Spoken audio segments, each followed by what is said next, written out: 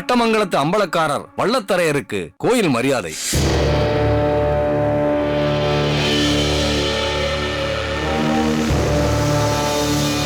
அம்பலக்காரரின் மாப்பிள்ளை உறங்காப்புலிக்கு கோயில் மரியாதை.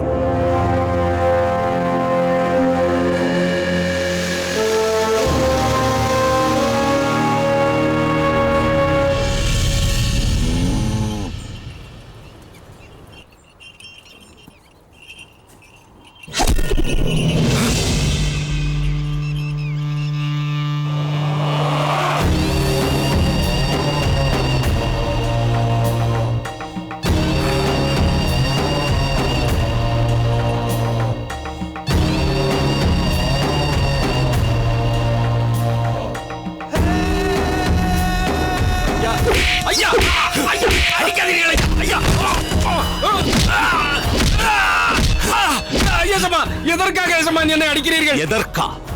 எவ்வளவு தைரியம் இருந்தால் பட்டமங்கலத்து காங்கேயின் காளையோடு பாகநேரி பசுவை சேர்த்து வைப்பார். தவறாக ஏதும் செய்யவில்லை எசமான். இது சாதாரண பசு அல்ல, உயர்ந்த பசுதான் எசமான். எதடா உயர்ந்தது? எப்போது இது பாகநேரி பசு என்று ஆகிவிட்டதோ அப்போதே இது தாழ்ந்து விட்டது.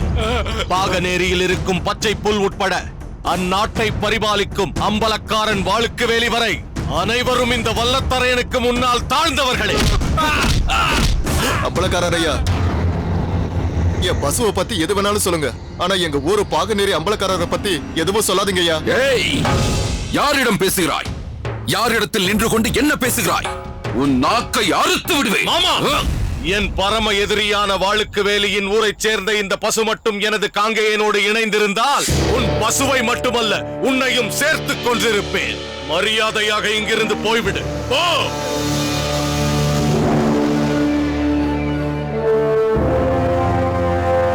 என்ன காங்கேயா, பாகநேரி பசு வேண்டுமா? கொண்டு செல்லுங்கள்.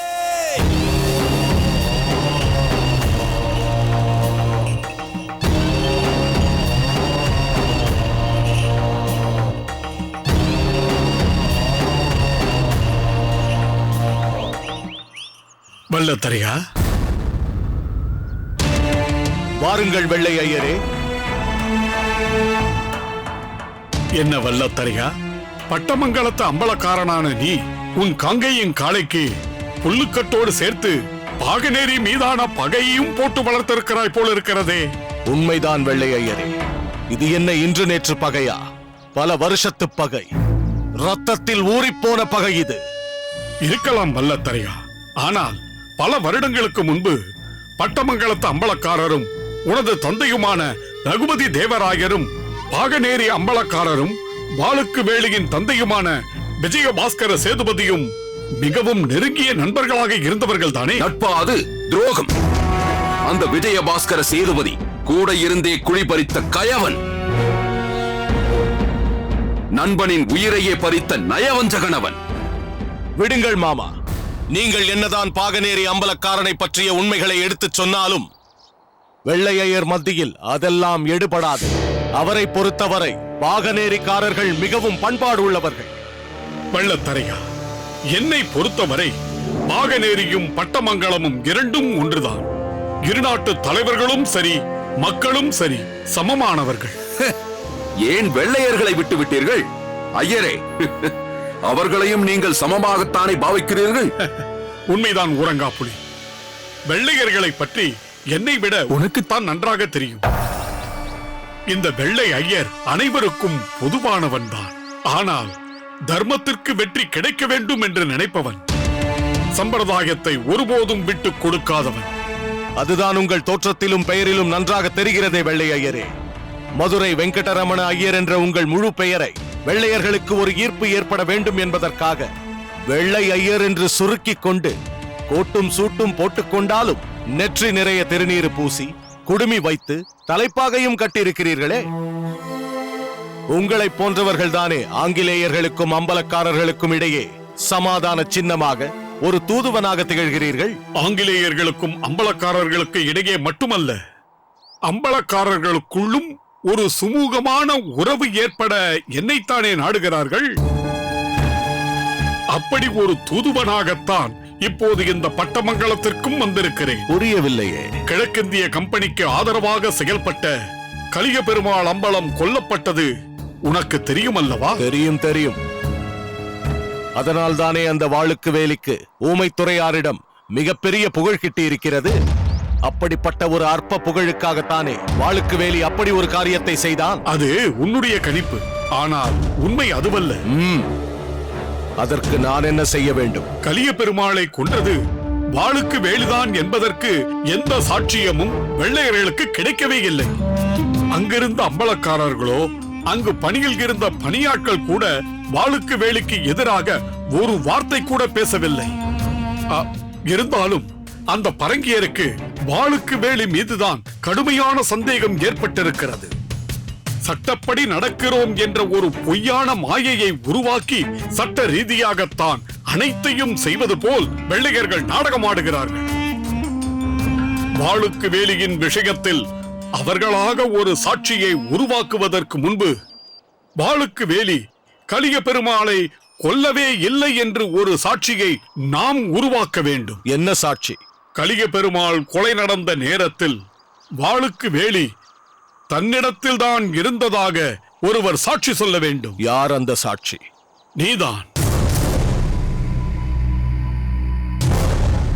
கலிய பெருமாள் கொலை கொண்ட நாள் அன்று வாளுக்கு வேலி பட்டமங்கலத்தில் என்னுடன் தான் இருந்தான் என்று நீ சொன்னால் வெள்ளையர்களால் ஒன்றும் செய்ய முடியாது. வாளுக்கு வேலி எளிமையாக இந்த சிக்கலில் இருந்து வெளியே வந்து விடுவான்.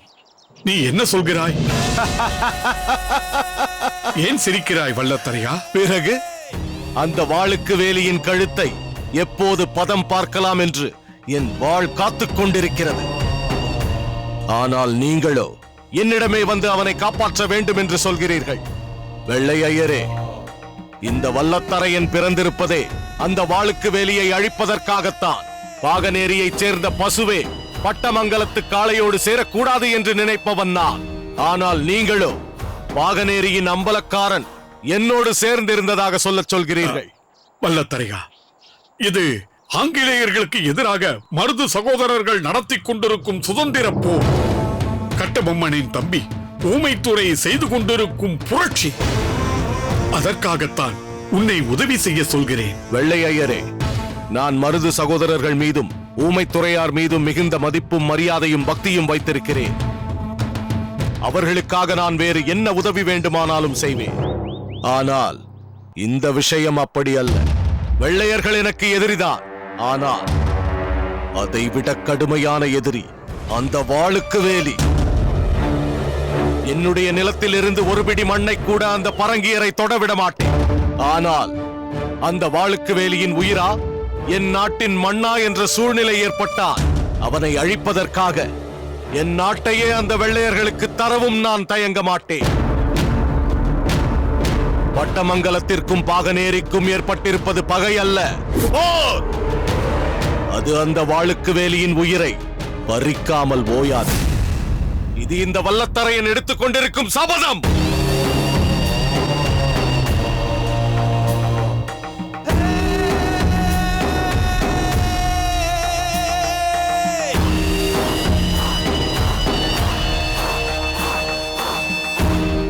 தாம்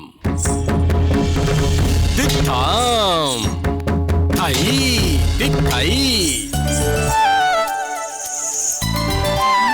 தாம் திதாம் தை ததை தாம் திதாம் தை ததை தாம் திதாம் தை ததை தாம் திதாம் தை ததை தாம் திதாம் தை ததை தாம் திதாம் தை ததை தாம் திதாம் தை ததை தாம் திதாம் தை ததை தரிகிட சம் தை ததை தரிகிட சம் தை ததை தரிகிட தோம் தை ததை தரிகிட தோம் தை ததை தா.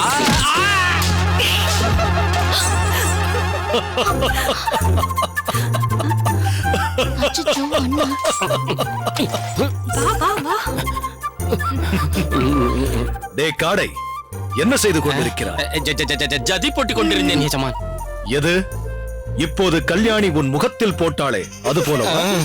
எஜமான், கல்யாணி, உனக்கு எதற்கம்மா இந்த வேண்டாத வேலை? எதையும் சிறப்பாக செய்யும் நீ பரதத்தை மட்டும் தவறாக ஆடலாமா? சின்னம்மா ஆடுறேன்னு சொல்லல ஏசம்மா.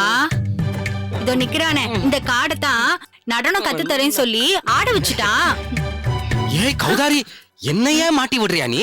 ஒத்தாளா இருந்து சமையல்ல கஷ்டப்படாம இருக்கிறதுக்கு உதவிக்கு ஒரு ஆளை வச்சுக்கன்னு பெரியம்மா சொன்னதுனால ஒன்ன வேலைக்கு வச்சேன் பாரு. இதுவும் சொல்லுவா, இதுக்கு மேலையும் சொல்லுவா. ஏய், நீ என்ன பெரிய நடன வாத்தியாரா? அதெல்லாம் ஒண்ணும் இல்ல ஏசமா. சின்ன வயசுல எங்க வீட்டுக்கு பக்கத்துல நடனம் சொல்லி கொடுப்பாங்க. அத வேடிக்கை பார்த்ததுல இருந்து வாழ்க்கையில நானும் யாருக்காவது நடனம் சொல்லி கொடுத்தே ஆகணும்னு ஒரு ஆசை. அதான் சின்னம்மாவுக்கு நடனம் சொல்லி கொடுக்கலாமேன்னு. உன் அரைகுறை ஞானத்தை என் தங்கை கல்யாணிக்கு கற்றுக் கொடுத்து கலையை கொலை செய்ய பார்க்கிறாயா? ஏதோ என்னால முடிஞ்ச ஒரு உதவி. நீ எந்த உதவியும் செய்ய வேண்டாம். உன் சமையல் வேலையை மட்டும் ஒழுங்காக பார்த்தாலே போதும். சரி, சமையல் முடித்து விட்டாயா? இனிமேல் தான் முடிக்க வேண்டும் ஏசமா. அதையாவது அரைகுறையாக செய்யாமல் முழுதாக செய். 2 பேரும் செல்லுங்கள். உத்தரவு ஏசமா. வந்துரு கௌதாரி. கல்யாணி, நீ மகாராணி போல் வாழ வேண்டியவள். நீ எதற்காக சிரமப்பட்டு நடனத்தை எல்லாம் கற்றுக்கொள்ள வேண்டும்? நாட்டியத்தில் உனக்கு விருப்பம் இருந்தால் அக்கம் பக்கத்து ஊரில் இருக்கும் அனைத்து நடன கலைஞர்களையும் பாகனேரிக்கு அழைத்து இங்கு நம் வீட்டிலேயே ஆடச் செய்கிறேன். திவானில் சாய்ந்து கொண்டு கால் மேல் கால் போட்டுக்கொண்டு ரசித்துப் பார். நீ எதற்காக இப்படி வேர்த்து விறுவிறுத்து வளைந்து நெளிந்து ஆட வேண்டும்? நீ பாகனேரி அம்பலக்காரன் வாளுக்கு வேலியின் தங்கை. எக்காரணத்தைக் கொண்டும் நீ சிரமப்படுவதை நான் அனுமதிக்கவே மாட்டேன். ஆமாம், உனக்கு இந்த பரதநாட்டிய உடையை யார் வாங்கி தந்தது? நான் தான் அம்பலம். வா மேகநாதா. வணக்கம் அம்பலம். வணக்கம். கல்யாணிக்கு இந்த உடையை நீயா வாங்கி கொடுத்தாய்? ஆமாம் அம்பலம், தங்கச்சி மிகவும் ஆசைப்பட்டு கேட்டது. அதனால் தான் வாங்கி கொடுத்தேன். மேகநாதா, நீ இந்த வீட்டின் மேலாளர் மட்டுமல்ல, என் நண்பனும் கூட. நீ இந்த குடும்பத்திற்கே பொறுப்பாளன். அதனால் கல்யாணி ஆசைப்பட்டாலும் அதன் பின்விளைவுகளை மனதில் வைத்துக் கொண்டே தவிர்க்க வேண்டும். தங்கச்சிக்கு இதை வாங்கி கொடுத்ததில் என்ன விளைவு? பரத உடையை பார்த்ததால் தானே கல்யாணிக்கு நாட்டியமாட வேண்டும் என்ற ஆசை வந்தது. நானும் அதைக் கண்டு சிரிக்க வேண்டிய நிலை ஏற்பட்டது. வாளுக்கு வேலி. அம்மா, எப்போது வந்தாயப்பா? இப்போதுதான் வந்தேன் அம்மா.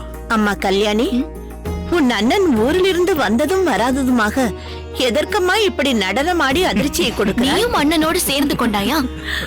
அப்படி இல்லை கல்யாணி. நீ எதை செய்தாலும் இந்த அண்ணனுக்கு பிடிக்கும். ஆனால் அதில் ஒரு பூரணத்துவம் இருக்க வேண்டும். அதைத்தான் நான் எதிர்பார்க்கிறேன். அதுவும் சரிதான்.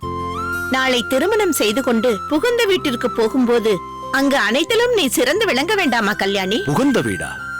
என் தங்கையை யார் வீட்டிற்கும் நான் அனுப்ப மாட்டேன். பிறகு உன் தங்கைக்கு திருமணம் செய்து வைக்காமல் உன்னுடனேயே வைத்துக் கொள்ளப் போகிறாயா? பெயரே கல்யாணி. கல்யாணம் செய்யாமல் எப்படி? நிச்சயம் செய்வேன்.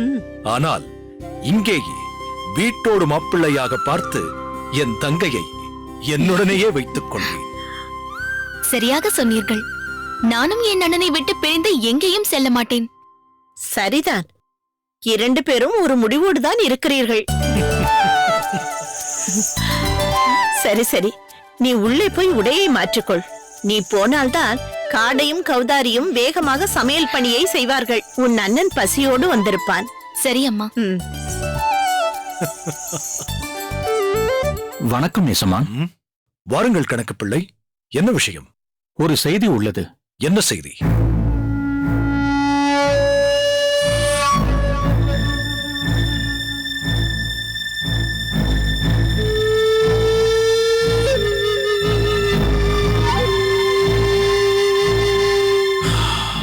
சரி, நீங்கள் செல்லுங்கள். உத்தரவு.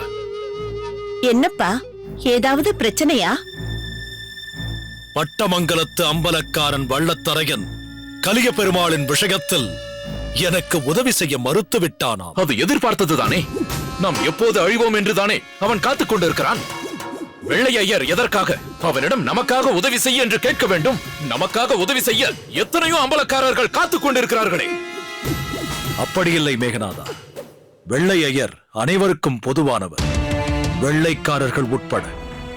அவர்களும் வெள்ளை ஐயரை பெரிதும் மதிக்கிறார்கள். பல விஷயங்களை பகிர்ந்து கொள்கிறார்கள். அதனால் தானே பல இக்கட்டான சூழ்நிலைகளில் ஒரு தூதுவன் போல், ஒற்றன் போல் பல முக்கியமான வெள்ளையர்களின் போர் செய்திகளை நம்மிடம் வந்து வெள்ளையரால் சொல்ல முடிகிறது. அதேபோல் பிரிந்து நிற்கும் பாகனேரியும் பட்டமங்கலமும் ஒன்று சேர வேண்டும் என்று அவர் ஆசைப்படுகிறார். ஒன்றாகத்தானே அப்பா இருந்தது. 20 வருடங்களுக்கு முன்பு உன் தந்தையான பாகனேரி அம்பலக்காரர் விஜய ரகுநாத சேதுபதி அம்பலமும் வல்லத்தரையரின் தந்தை ரகுபதி தெய்வராயன் அம்பலமும் நெருங்கிய நண்பர்களாகத்தான் இருந்தார்கள். திடீரென்று ஒரு நாள் பட்டமங்கலத்து அம்பலக்காரரை உன் தந்தை பாகனேரி அம்பலக்காரர் கொன்றுவிட்டார் என்ற பெரும் பழி அவர் மீது விழுந்து விட்டது. அவர் என்னிடம் கூட சொல்லிக் கொள்ளாமல் எங்கோ தலைமறைவாகிவிட்டார். பாகனேரிக்கும் பட்டமங்கலத்திற்கும் இடையே பெரும் பகை ஏற்பட காரணமாகிவிட்டார். நிச்சயம் அப்பா அப்படி செய்திருக்க வாய்ப்பே இல்லை அம்மா. ஊரின் மேன்மைக்காகவும் மக்களின் நன்மைக்காகவும் வாழ்ந்தவர் அவர். அவருடைய மறு உருவாக நான் இருக்கிறேன் என்று மக்கள் என்னை புகழும் போது அப்பாவின் உயர்ந்த குணத்தை என்னால் உணர முடிகிறது. அதற்காகத்தான் சொல்கிறேன், நீயாவது மிகவும் ஜாக்கிரதையாக இருக்க வேண்டும். கலிய பெருமாளின் விஷயத்தில் நீ எடுத்த முடிவு மிகவும் தவறானது. இல்லை அம்மா, தமிழ் மண்ணுக்கு பெரும் துரோகத்தை செய்ய அந்த கலிய பெருமாள் முடிவெடுத்தான். துரோகிகளின் முடிவு இதுதான் என்பதை அம்பலக்காரர்களுக்கு உணர்த்த அவனுக்கு நான் ஒரு முடிவெடுத்தேன். அவன் வெள்ளையர்களுக்கு மிகவும் நெருக்கமாக இருந்தவன். வல்லத்தரையனின் பகை போதாது என்று வெள்ளையர்களையும் நீ பகைத்துக் கொள்ளப் போகிறாயா? அம்மா, தமிழ் மண்ணை வெள்ளையர்களிடமிருந்து மீட்க மருது சகோதரர்களும் ஊமைத்துறையாரும் தங்கள் உயிரையே பணயம் வைத்து போராடிக் கொண்டிருக்கிறார்கள். அவர்களுக்கு ஏதேனும் ஒரு ஆபத்து என்றால் இந்த வாளுக்கு வேலி பொறுத்துக் கொண்டிருக்க மாட்டான். யாருடைய பகைக்கும் அஞ்ச மாட்டான். துரோகிகளின் கூட்டத்தை களையெடுக்க ஒரு கலிய பெருமாள் அல்ல, 1000 கலிய பெருமாள்களையும் கொன்று குவிப்பான்.